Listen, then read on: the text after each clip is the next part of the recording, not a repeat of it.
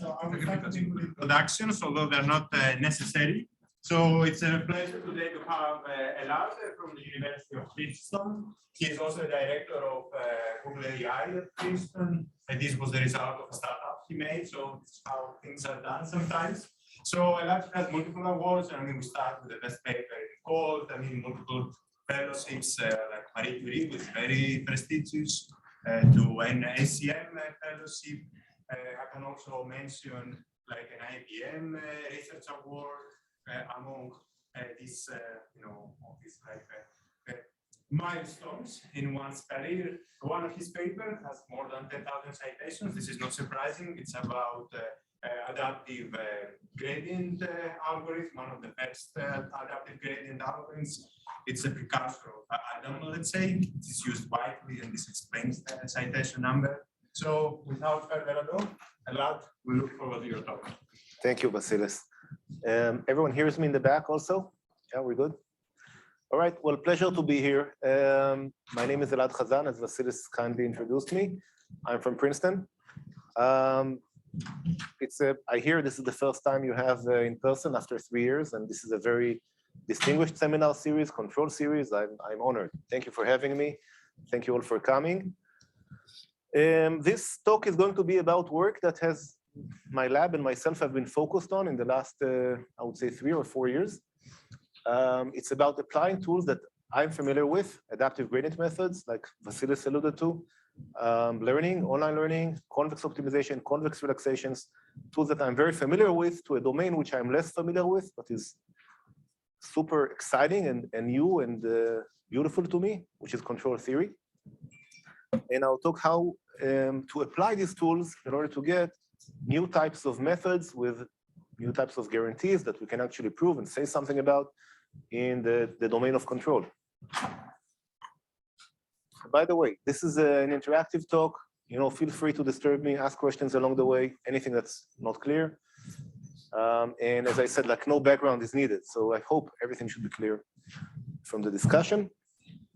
I'll talk about work with my group. I don't know if I should go through all the names here, but by now this list is growing. Started off with a few people from here, my student Naman, Sham, who is a well-known person in reinforcement learning, Brian, my student, now professor at Purdue, and Karen, now professor at CMU, and then many others, Shini, who is now a grad student. Many other people here are now involved in the project, and other people have worked on this since. So there is a growing literature in the machine learning world, conferences that I go to, ICML, NeurIPS, and so on, that now publish control papers that many of you might be familiar with. This is a demonstration of a system that we built in our lab. And what you see here is a rack of ventilators connected to artificial lungs. So some of you have seen this in person, I guess, if you visited Princeton. And we're collecting data from these. This is a lung. So this is a ISO standard lung that is used for testing medical ventilation. This became popular during the COVID pandemic.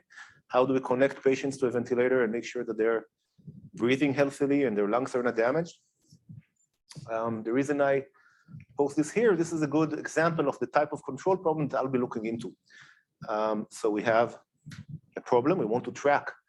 The blue line here is a waveform, sorry, the dotted line here is something that a clinician prescribed. This is how a healthy person should be breathing. The blue line is what the actual lung pressure that we measure after hooking them up. The patient is sedated, hooked onto a ventilator, that we want to achieve, something close to what the clinician prescribed. So we have a target, we have a goal, and we have a complicated dynamical system, which is the person connected to the whole ventilation system and all these obstructions in their lung. And it could be a baby, it could be an adult, it could be whatever. And it's a complicated system. We only get partial observation. It's very noisy. But it's a good example of the kind of problems I want to solve. It's also smooth, very important for this talk. So the whole system, there's no contact forces, we hope. Nothing happens to the lung abruptly. It's all smooth dynamical system. We hope there is no big change happening at any point. Good. So what is this talk about? This talk is about how to kind of, I'm borrowing terminology from Ben Recht, who gave an ICML 2018 tutorial about the similarities between control and reinforcement learning, I want to talk about how control is different from reinforcement learning and in what sense. So when we look at problems that come from the physical world, we can talk about an environment which has a physical manifestation. And we know the laws of physics. We know that they can be written in a succinct form. We know they can be many times represented well by a neural network or some other machine that is differentiable.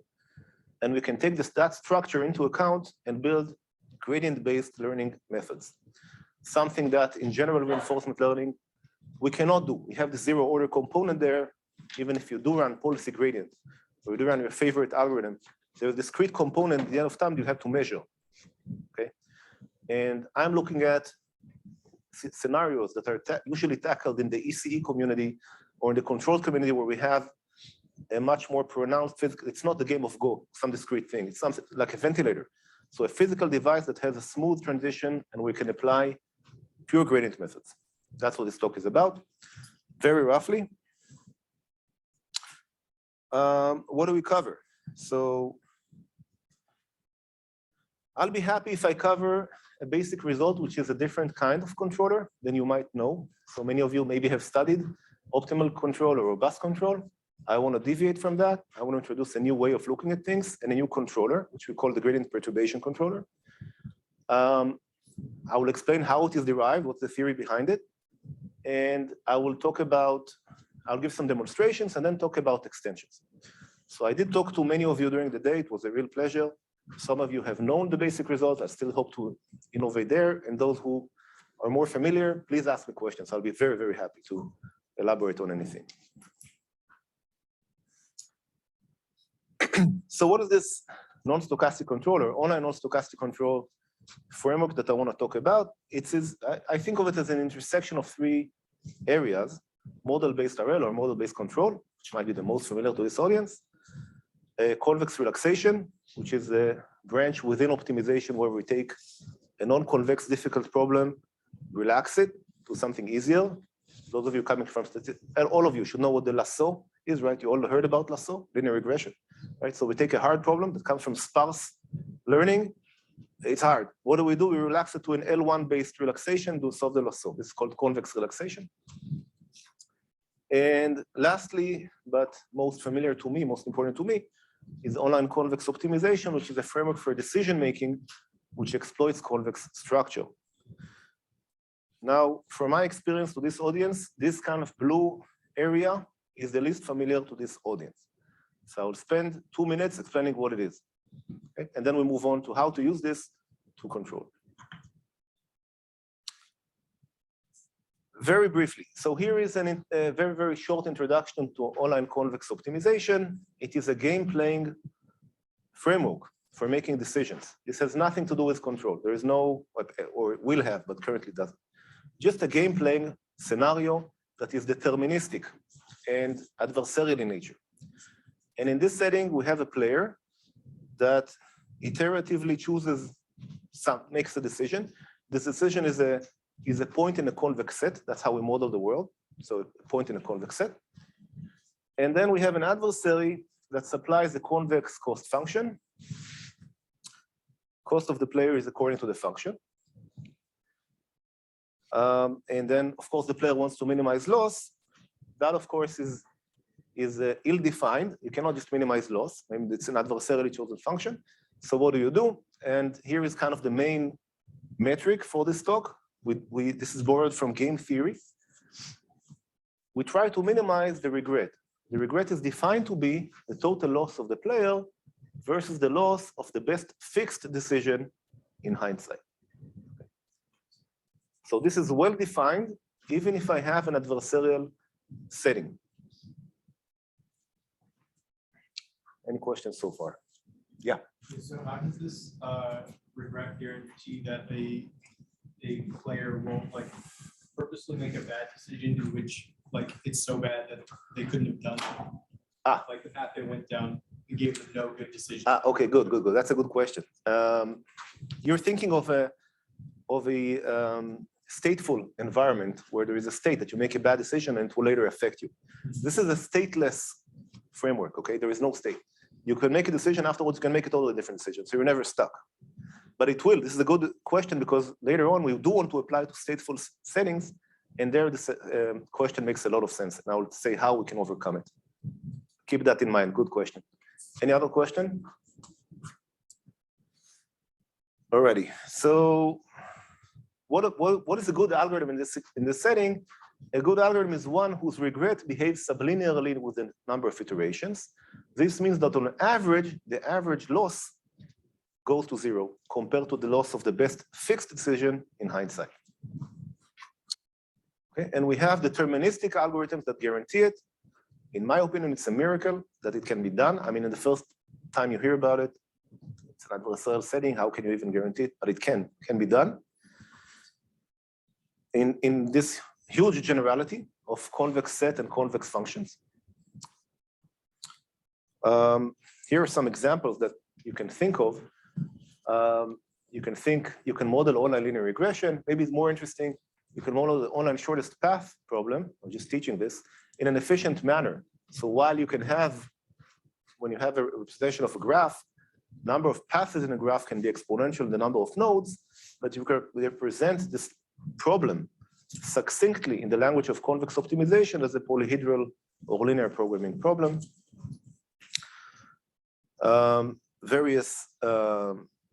This has been used to model many interesting decision problems. Later today, what we're going to think about is when our decision set is a set of policies in a control world. That's where we're going to apply it. So this K is going to be a set of policies, parameterized set of policies. And indeed, the question from here will be relevant. Good. So why is online convex optimization important? Again, I'm giving this kind of in a bit more detail than I usually would, because I know this audience has not maybe seen this before. It's more general than statistical learning, than pack learning, because we allow for, there's no distribution, can allow changing distribution, can allow all sorts of weird things to happen. There are many interesting algorithms that now arose. Because it's a game theoretic setting, we can talk about multi-party decision-making and convergence to equilibria, which we cannot use in just the language of statistics. So a lot of advantages of talking in this deterministic world. To me personally, the main advantage here is simplicity. This is a very simple language to talk about. The algorithms are also very simple and very efficient. Let me give you an example. This is a basic algorithm, very simple algorithm, a variant of gradient descent, which we call online gradient descent. What the algorithm does is what you would expect. At every iteration, it moves in the direction of the gradient of the current loss function. This might take you outside of your constraints, so you project back. That's it, very simple, right? Very simple method. Doesn't take history into account at all, right? Just as a local greedy kind of optimization. And nevertheless, the regret of this method behaves like square root the number of iterations. So even though it only uses the current iterate, and the next one could be totally unrelated, still the regret of this method is bounded by square root number of iterations, and this is tight. How many of you have seen this before? I know you have, but okay. So not everyone, okay. Few. This is a magical thing because very efficient algorithm, the most efficient you can imagine, and yet gives you a very strong guarantee on learnability. Yeah. Do you have any assumptions on the rate of change of F? No, no assumptions. No assumptions. Lipschitz bound, yeah, gradient bound. Lipschitz can be even a discontinuous function. You just need it to be convex and to have subgradients. That's it. Yeah, only need to be, it can be non-differentiable in an aleph 0 set of points, but that's it. You know, it's very, very, because, Najime, did I pronounce it right? So, I'm sorry about that. It's hard for me to pronounce. Because Professor Ozai asked me, I will give you the proof. It's a one-page proof, okay? This is how it works. It's very simple. So if you've never seen, this is really nice. You know, I get it done in 5 minutes in my class. You look at the square distance between the next iterate and the optimal point in the set. And you can open the square, right, and use the algorithm definition. It's equal to the square of the distances minus, so a plus b squared is a squared plus minus 2ab plus b squared, right? That's what I wrote there. Pythagorean theorem tells us that when you project, when you move from here to here, you only reduce the distance to the set. Clearly, that's also not a big deal. And therefore, we get an inequality relating the distance between two different iterates. Convexity of the loss function implies that you have a gradient upper bound on the instantaneous loss, which I can replace by this equality here. So 1 over eta difference of distances squared plus sum of gradient squared norm. And the nice thing that happens is that what happens, this area here, these two terms telescope, right? So they all telescope and they all die off. I'm left only with one. And this tuning the learning rate, the eta parameter, I get a root number of iterations. That's it. That's the whole. You know what? If you take something from this talk, if you take this away, that's great. It's a very powerful technique and has been used all over science. Yeah, so this one-page proof shows you a regret of square root number of iterations in the full generality of online convex optimization. Any convex set, any function that adversarially chosen, nothing here is stochastic, no distribution. Okay. Very good. Any questions? Cool. So by now, there is a ton of methods for online convex optimization with different properties. We can use second-order methods, and they have a better rate. And we can use Frank-Wolf type methods if we have sets that permit efficient linear optimization and so on. I have a link here. I don't know if the slides are shared, but if they are, there is a link to a book that I wrote on it, and you can download it for free. And that's the starting point. So this nice decision-making framework, which I hope is new to many of you, is the starting point for online non-stochastic control. So let me describe how we can apply this to control. This started in a 2019 paper with the people I mentioned. And here is the basic formalization of the control long-term horizon control problem. I don't yet specify if it's optimal or robust or whatever, but I just say what the goal is. The goal is now we do have a state. It's not like we don't have a state. We have a state, and we have a sequence of cost functions that we want to minimize. And we want to choose a control. Control is a function of the state. So the Markovian assumption of the world says that it doesn't matter how we go to a certain state. We're now the state we need to kind of just do optimal from this point. This is true, for example, well, let's say for the lung ventilator system, right? For a certain position, doesn't matter what happened along the way. Now track the breathing of the healthy patient, from now on. We have a state evolution that proceeds according to iteratively chosen controls U. I think the first time I gave this talk, I had all the notation wrong. And I think now it's right, finally. So the U's are the controls and the X are the states, So I see Jim nodding, so this means I got it right. So W's are the perturbations. Good, you're all familiar. That's what we want to do, right? I want to minimize cost subject to some dynamics. This dynamic can be complicated. Maybe I know it, maybe I don't know it. Maybe I know the state, maybe I don't know the state. I could have like partial observation. And first step, I'm going to do Lyapunov linearization. So that's why I said I focus on smooth dynamics.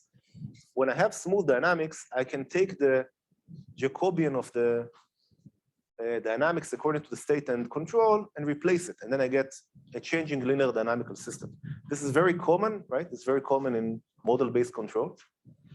It's justified by the fact that we have consecutive iterates that are close to each other, and we have a smooth dynamical system. So I did that. This is not a huge loss of generality. Question? No.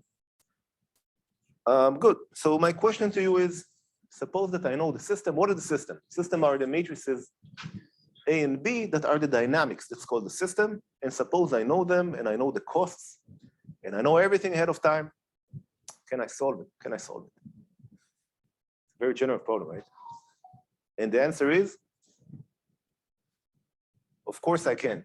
I mean, maybe it will take me exponential time, but of course I can. So if I have stochastic perturbation, so if the noises behave like random variables and they're Gaussian or they're zero mean, and I know their properties, then I can try all possible controls in the world, meaning I can discretize my control space very, very finely, and maybe it will be exponential in the dimension and the time horizon and so on, but there is no reason that in principle I won't be able to figure out a solution, right? There is no reason for that. Doesn't mean I can do it in polynomial time or efficiently, but I can. I mean, everything is well specified, well defined. And this is a mathematical optimization problem. In general, it's of course NP hard. Even for convex cost, it's hard, but it can be done. So here's an example. Here's a special case that's very well studied, LQR. All of you know this, right?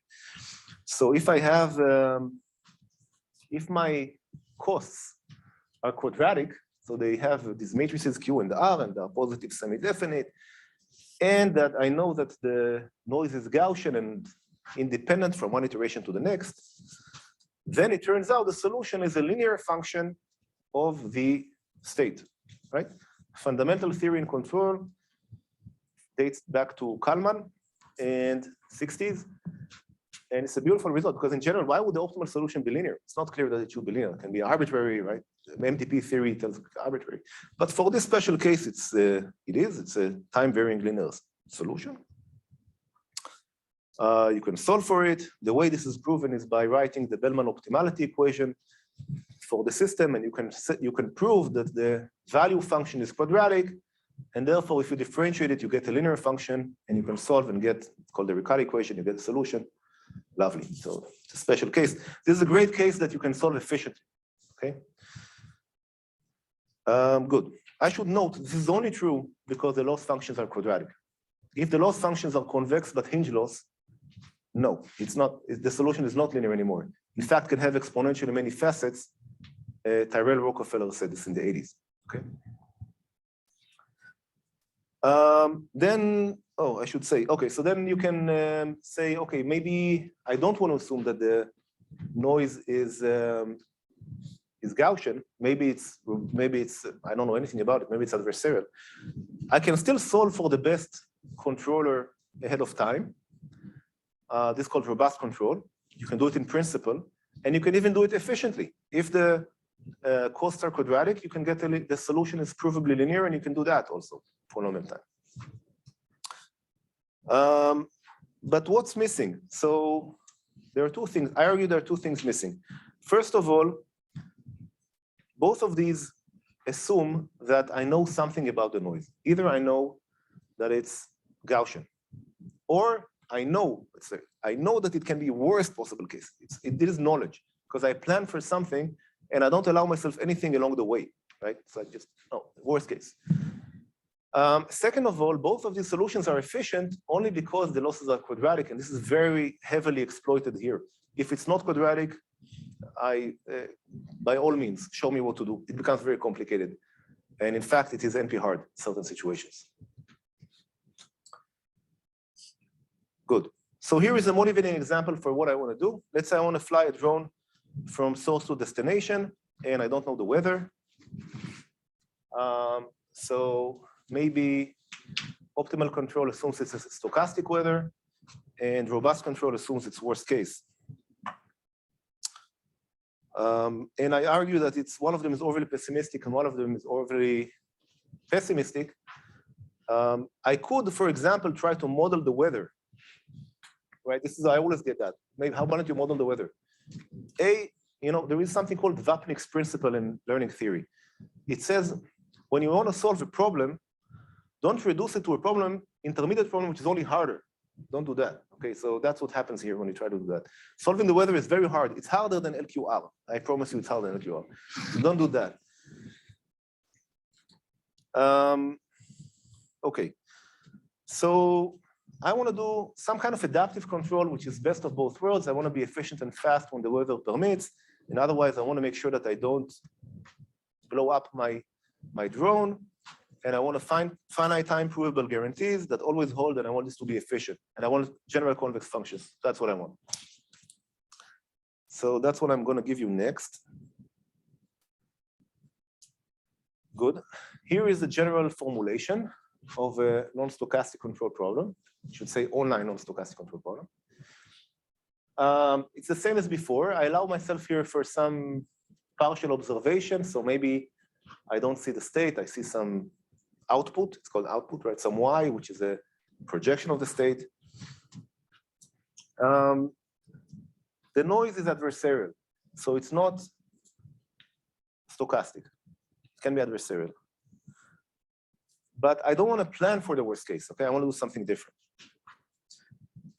Let me start with something a bit simpler, and I will allude to this more general thing first. I want to start by saying that I can see the state. It is a big limitation, but I'm just going to, by now we kind of know how to move beyond it.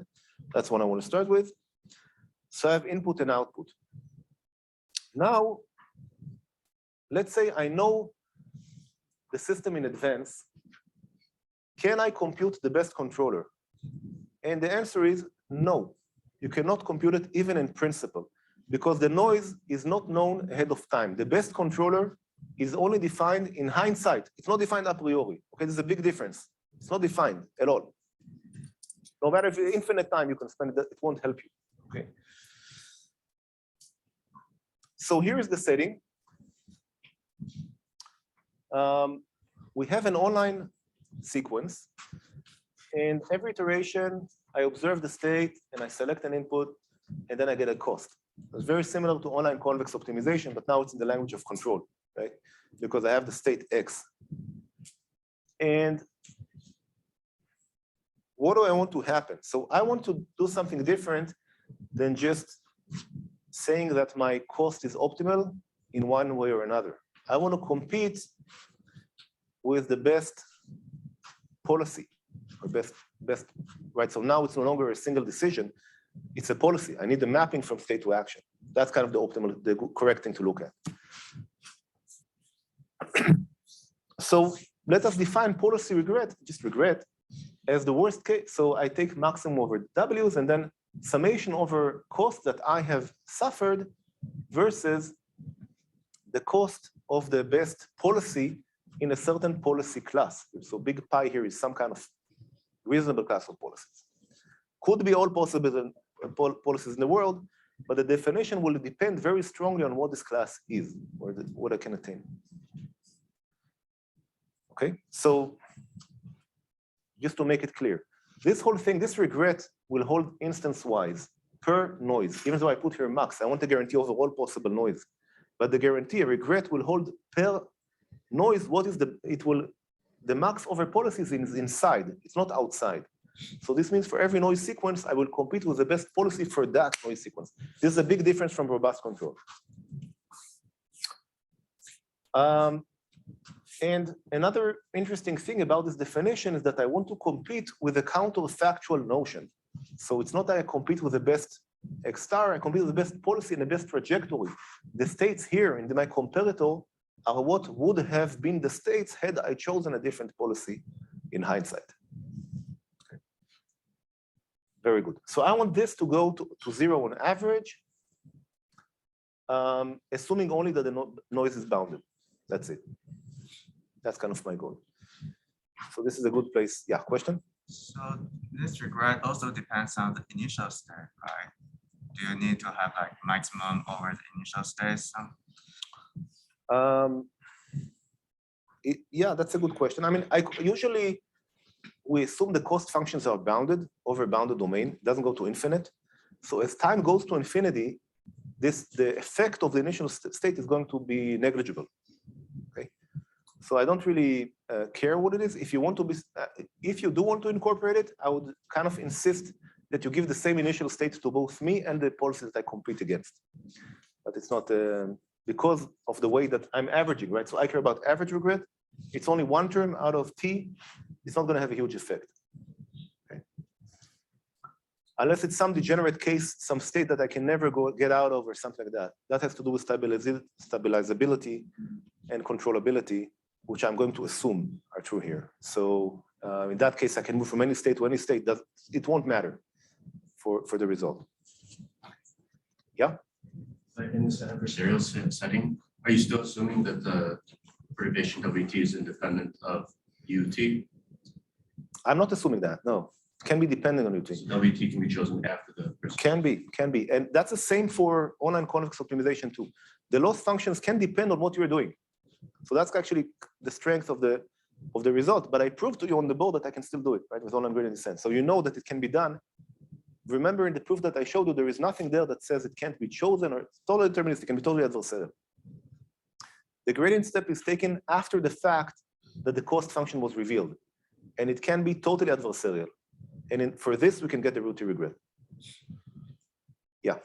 Yeah, so basically you're comparing this against like the best thing that would have happened, but like how could you know that without, like you said, don't make the problem harder, but this seems like a very difficult problem. No, but okay, good. So that's exactly the point. I don't know what this is. I will prove to you that I can compete with it. Even if computing the best in hindsight is hard, it can still be done. To give you, maybe this is hard to think about in the control world, but you know the lasso, right? The lasso, you know, you can do sparse prediction and you can compete with the optimal sparse predictor, even if computing it is hard. It's NP hard, but you can still compete with it in terms of cost, right? So I'm overcoming that hardness because I'm never computing the best policy in the class. This never happens here, okay? That's kind of the power of the convex relaxation that will come in. When you do a convex relaxation of an NP-hard set and you solve for the larger set, that can be easy, even though computing the best in a kind of more restrictive setting is hard. But if all you care about is performance, what do you care if it's, you know, from a restricted class? Choose a bigger class and it will just do better. Okay, makes sense? Any other question? Yeah, I have a question on, since you use the word adversarial. I'm kind of surprised no one asked me this. So what is a reasonable comparator class? What kind of policies make sense? So, well, linear policies are great because we know they're optimal. For LQR, they're optimal. For robust control with quadratic losses in linear dynamics, they're optimal. So that's a nice class. You know, they're sometimes optimal. Then there is like more, if you have partial observation, I didn't say what that is, but there is some even more sophisticated linear dynamical controllers. They kind of assume that there is a underlying dynamics. And I only see some projected state of this underlying dynamics, then I can try to interpolate the underlying dynamics and apply control over that. I'm going to talk about this class here, disturbance action control. This is a class which is, to me, a very interesting class. It's a convex relaxation of the class of linear policies, and it also contains these LDCs. I kind of have this pictorially here. It's called DAC. It is strictly larger than these two in full generality. And the nice thing about it, it's convex. So that's, I'm going to do some kind of convex relaxation here. Question. Please. For disturbance action controllers, how can you know the formation of Douglas noise? Of W? Yes. I'm only using the past noises, not the future noises. You're asking how can I compute that? Yeah, for the first noise, you know the first noise. Okay, I'm assuming this evolution of dynamics, and I'm assuming that I know the system, and therefore at time t plus 1, I can take the state at time t plus 1 and subtract AXT and subtract BUT, and I get WT. Okay. Yeah, sure. Any other question? No, I think you don't know A and B. No, I do know A and B. I'm starting with the case that I do know A and B. I can also do it if I don't know A and B, but I will say that. Please ask me that in the end. Any other questions? Good. So now, first basic result. There is an efficient algorithm that has root regret, surprise, surprise, same behavior as all gradient descent, right? For this challenging metric of policy regret. This policy class is going to be the class of all disturbance action controllers, which contains linear controllers, so it's even broader. This works for changing linear dynamical system, as long as I know the changing linear dynamical system. Okay. I'm assuming that I have, for now, where is this? Okay, I'm assuming that I have a stabilizing controller. This KT are stabilizing. They're not optimal, they're stabilizing. I'm assuming I have them. Alternatively, you can assume the system is stable, or if it's not stable, we can recover them from the system and it can be done online, and I will say something about it at the end. For now, assume that I have a stabilizing controller. So it's not gonna blow up on me, okay? But under this assumption and a known system and so forth, we can get this root T regret, and it's efficient, and all the O things are polynomial in the system parameters and so on. Yeah, please. So there's an aspect here that I'm not quite seeing, and that is, you said that the disturbance is adversarial. Correct. So in the second term here, where you essentially are doing a retrospective optimization, Right. you're assuming that disturbance is the same Aha. as it was in for the first time. But Correct. It's an adversarial disturbance. So if you change the input, then the disturbance would change as well. Good. That's a great question. It's an important one. What you said is correct. So I am assuming. The way to think about it is the following.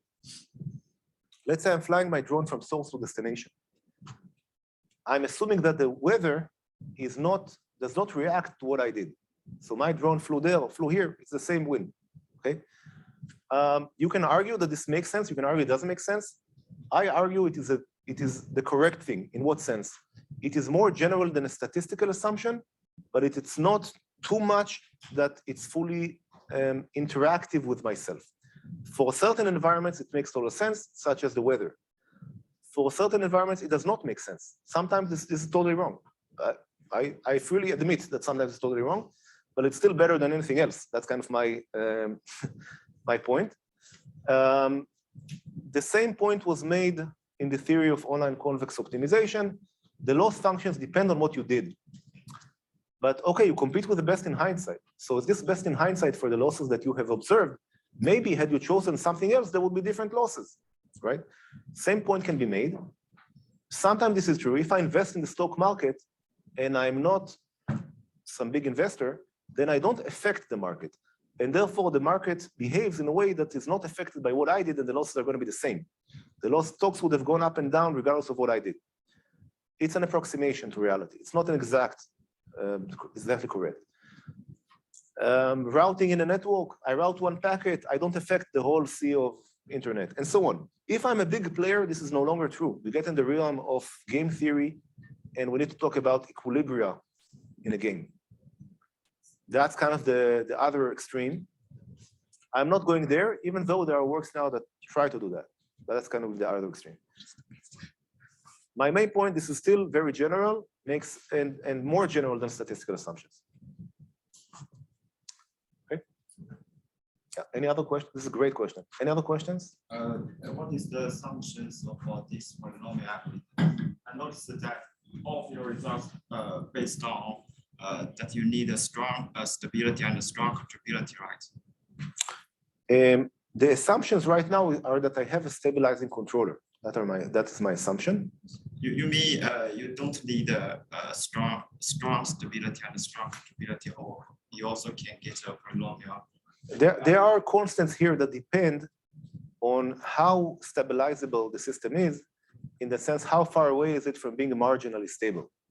So if it is exactly marginally stable, all sorts of bizarre things can happen.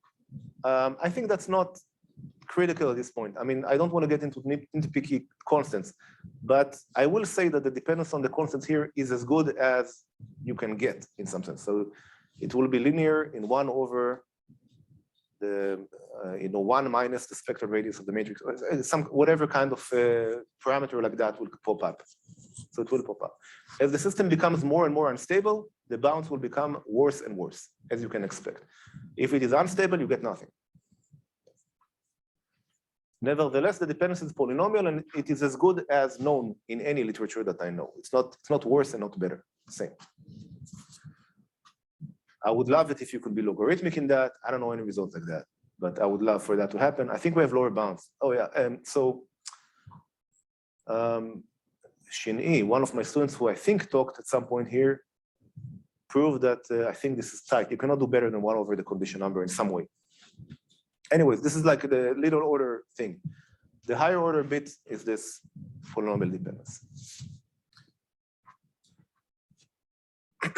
Good. So let me tell you what the algorithm is and how it was discovered. Okay, that's kind of my main point. And then you can ask me about all the nitpicky questions you want. So this is the main kind of ingredient. It's a convex relaxation for the policy class. I am assuming here a linear time invariant system just for simplicity. This is not necessary for the development, but it really simplifies my notation.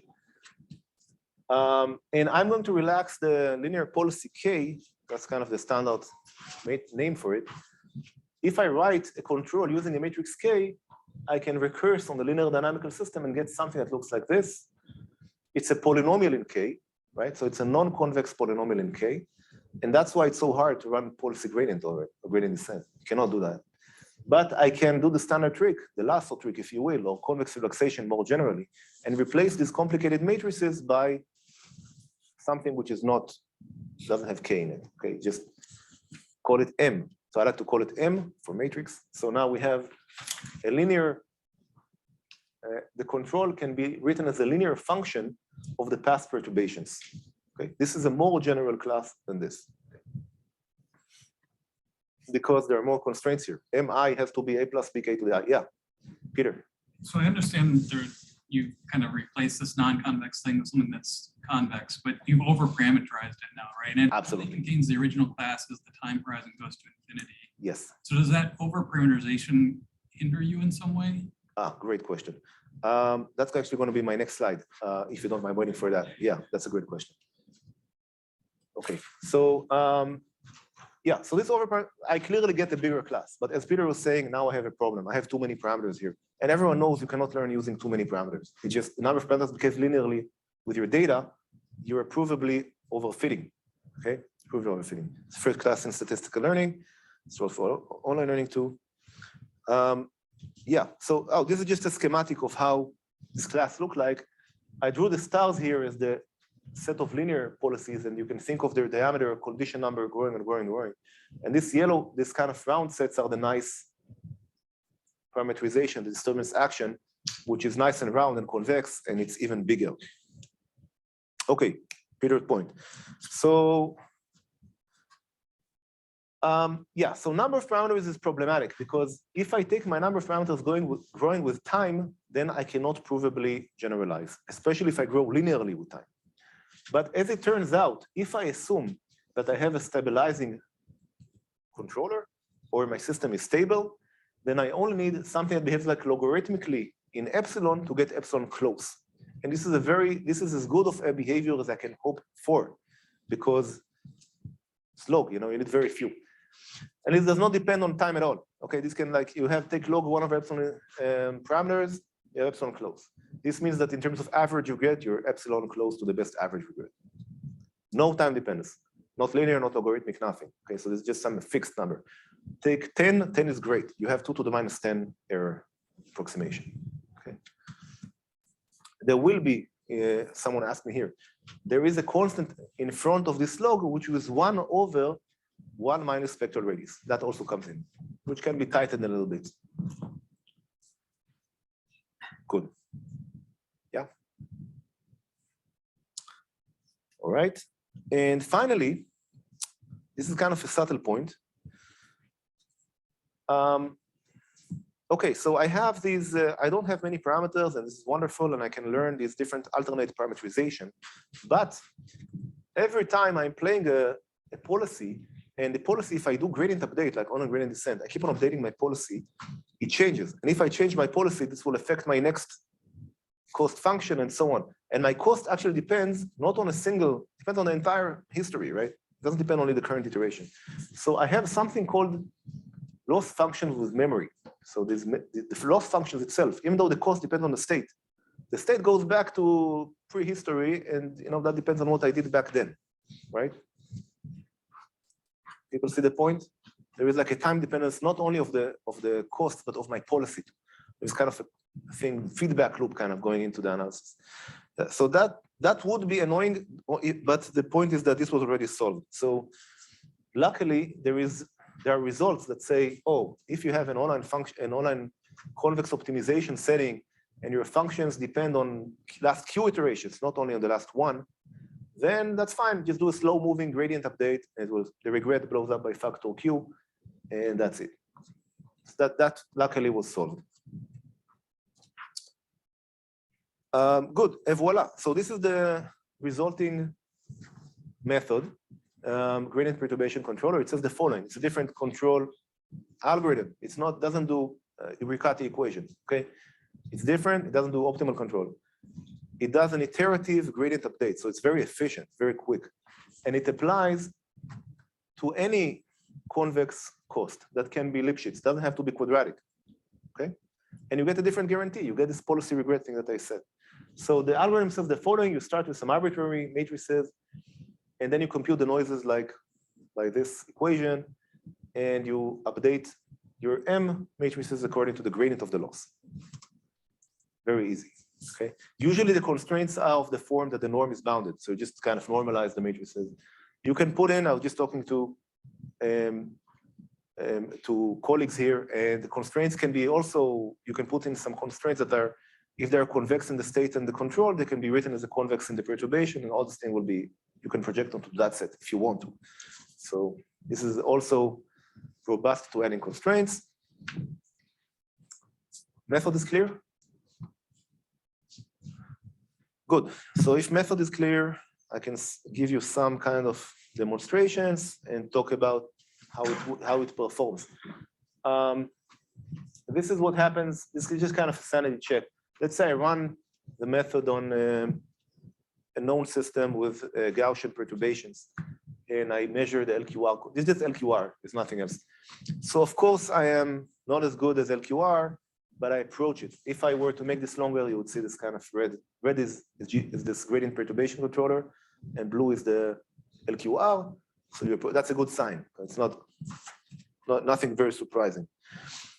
As soon as I change the losses to be L1, which is the real thing in ventilation. So in medical ventilation, we care about something more subtle than just a quadratic, maybe linear loss or L1 loss.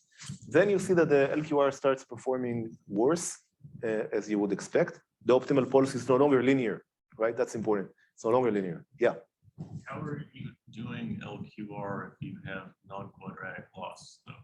I solve it for the quadratic loss, and then I give it an L1 loss. I mean, I just solved the Riccati equation for some quadratic approximation. So you just you came up with a quadratic loss. Yes. And you just. Yeah, I take the linearization of it. Comparable in some sense to the. That's right. That's right. I don't know what else you would do. I mean, that's why I asked it. Yeah, yeah. Yeah, no, what you said, that's exactly what we do. I don't know what else I would do from the optimal control perspective because I don't know what to compute here. So I did that. If anyone has a better suggestion, by all means. If you don't know A and B, how to change this? I don't know. No, I didn't get there yet. I will. Let me finish. Let me finish. Yeah. The policy is non-linear, but it seems like the policy is linear with time varying. Yeah. Yeah. Linear time varying. Yeah. Linear time varying. That's right. Everything I said works for linear time varying. There's nothing there that's linear time invariant. But the policy that you're getting is linear time varying. The stabilizing part is linear time varying. My policy, the DAC policy, is also time varying just because I do gradient updates, but I compete with the best fixed such addition to the stabilizing controller, and it still does better. Yeah, but I don't compete with the best time varying DAC. That I don't do. There is an extension that does that as well. This is what happens when we have Gaussian random walk noise. So now, yeah, LQR kind of, it does worse, and we do as good as the best. You can do optimal control here because it has a nice, you can still do it with quadratic functions, and we still compete with it. And now you put in some sine noise. This, of course, makes the LQR perform worse, much worse. And somehow GPC can do well here. And you would ask, okay, what about robust control? Well, robust control is here, and no control at all. This is a logarithmic scale, so it explodes. So the cost explodes. So this is kind of consistent. consistent picture of what we see in experimentation. And I did cover what I want to cover in terms of the basic results. So I told you about the OCO and the setting and the performance metric and the method, but there is a bit more I can tell you about further work. And because there is a big interest here in the front two lines about unknown systems, let me just say that, and then I will give you time to ask more questions. Okay, good. Let me skip that, and that too. Okay, what if we don't know the system? Aha, your question. What if we don't know the system? It turns out this is actually not a huge problem. So the idea is that you can excite the system with a random noise. And this can be a component of your controller. This can be totally random. And then you can look at the moments of what happens to the state times the control transpose. And it turns out, if you take it should be transpose here. So the outer product between the state at time t plus k and ut on the expectation, assuming you excited it with random noise, is exactly going to be a to the kb. That's because it's independent. So everything cancels out. You're only left with this thing. So you can put in random controls and collect these moments, and then solve for the Kalman matrix, and you have the A and the B, right? So you can recover that. And this works even with adversarial W's. W's do not have to be stochastic, totally adversarial. Doesn't matter, because my random noise is independent of that adversarial noise. Okay. So I can apply a component of random noise, recover the system, invert the Kalman matrix. This is called classical stuff, and then use that in my algorithm, and you get a regret bound, which is not as good. It has like t to the 2/3, but you still get it, and everything is great. Still works. Okay, answer the question? Yes. Good, sure. Any more questions? No? Well, I have partial observation. The other stuff, which maybe I will leave to questions here. I just want to end by saying there is a textbook that we put online. You're welcome to look at it, and it has everything I said and much more, all these extensions and so on. It goes into depth on how to compare different policy classes and so on, things that you would, to make everything really rigorous. More material. There is a coding. There's a library that has these experiments and controllers and so forth, classical, new, and so on. And you're welcome to try it out.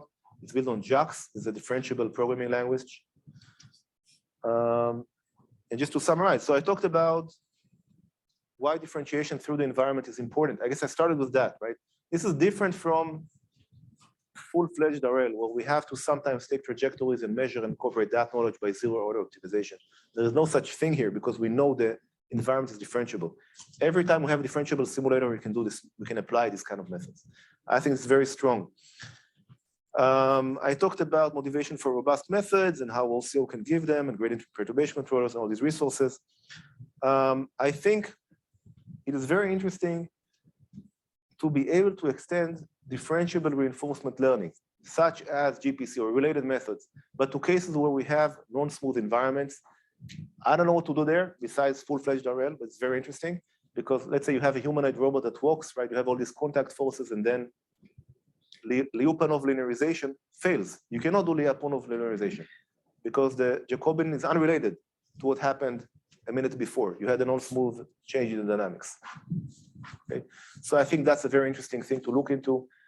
We've been trying to, but so far without success. And thank you for your attention.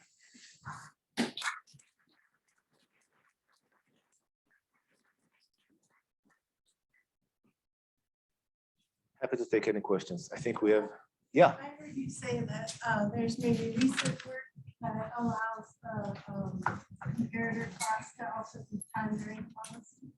Yeah, right. So are those allowed? Are you allowed to, I mean, for the comparator, is it allowed to pick the best policy even knowing all the data it can? Or does it choose it sort of based on everything else? Good. This is a great question. Thank you for asking. I have to allude to theory of online learning because that's all I know in some sense. So in the theory of online learning, we usually measure regret, which is we have summation of the losses and then minus some FT star. I guess what you're asking is, maybe I can change this to time, to vary with time. There are two different metrics that spawn out of it. One is called dynamic regret, which I don't like as much. So this is like you have summation ft(xt) minus ft(xt star). This is xt star is the best point for this ft. As you can imagine, this is a very strong metric. And in general, you cannot get sublinear bounds for it. And there are also no new techniques coming from this line of work, but you can still get bounds, interesting bounds. The techniques come from a different metric, which is called adaptive regret. Here we measure the minimum over all intervals in time. So like ST subset of time. And then we look at the regret. So basically, summation ft(xt) minus ft x star over the interval. And we take like the supremum over all of these. And we want to bound it by something that depends on the length of this interval. So maybe this should look like root interval length, okay? So if it's 1, you get nothing. But if it's big enough, you start getting something meaningful. Usually there's a log t here too. So it kind of starts becoming meaningful once you have long enough intervals. This gives rise to the kind of different methods that are also used to obtain the state-of-the-art dynamic regret. And there are interesting methods. They basically do some kind of exponential look back and combine different algorithms into a single algorithm by multiplicative weights. So that's kind of interesting. We know how to obtain adaptive regret for these kind of linear control, linear time varying control. And that gives you some guarantee because it says, oh, if the environment doesn't change, what does this mean? Let's say you had, this is your full time arrow, and in the middle you had a change. Then this guarantee tells you, oh, you did well here, and you also did well here. So this means you kind of adapted to the situation.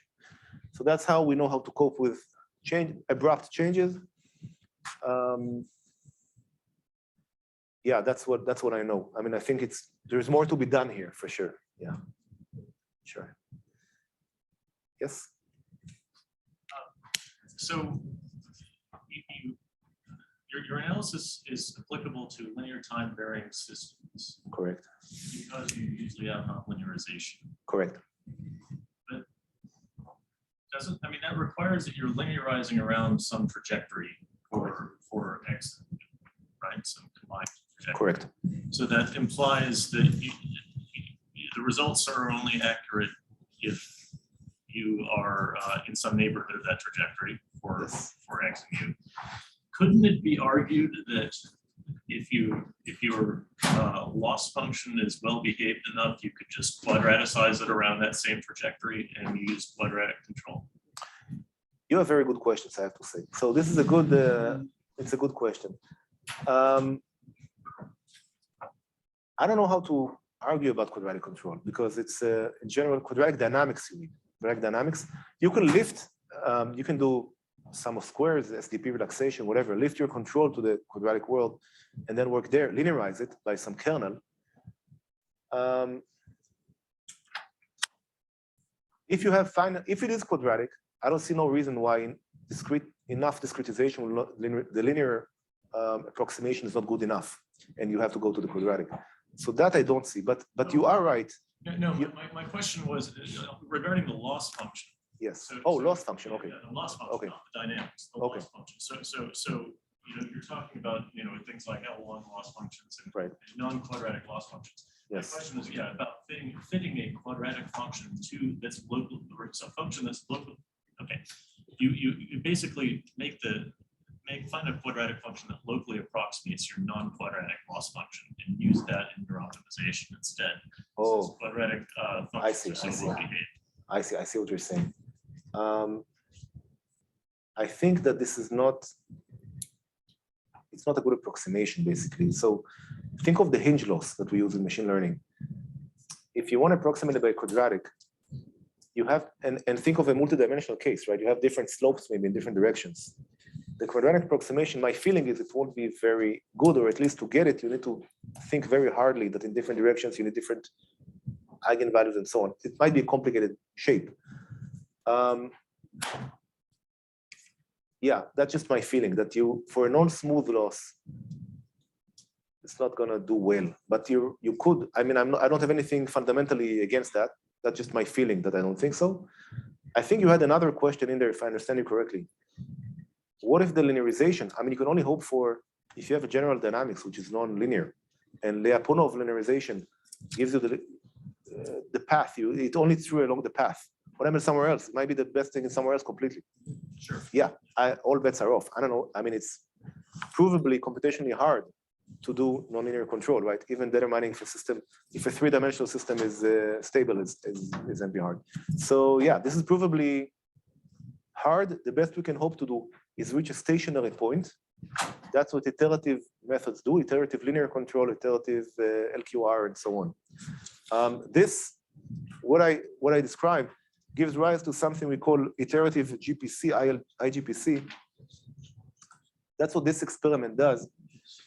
It basically iteratively linearizes and uses the gradient method to improve upon the instead of linear controls along the way, it does a disturbance action correction along the path, and it does give improved robustness in certain situations. We applied it to quadcopter and so on. So I thought that's what you're referring to. So that we can do stuff.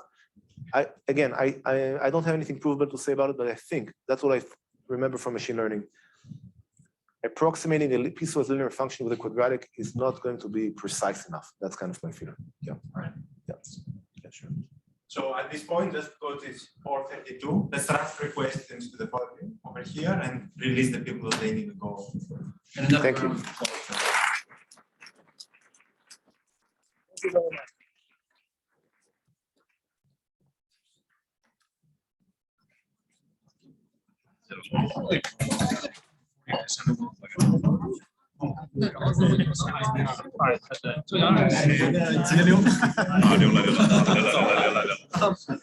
Probably pessimistic.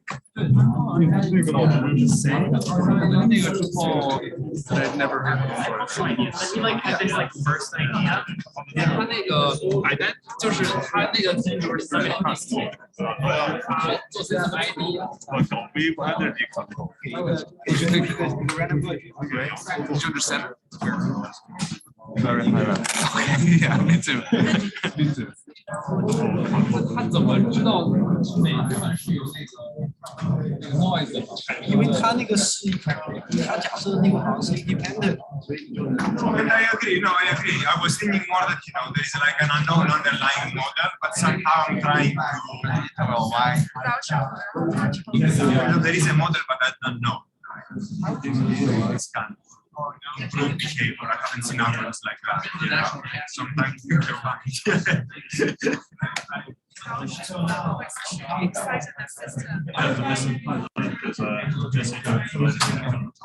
You are not picking the dynamic.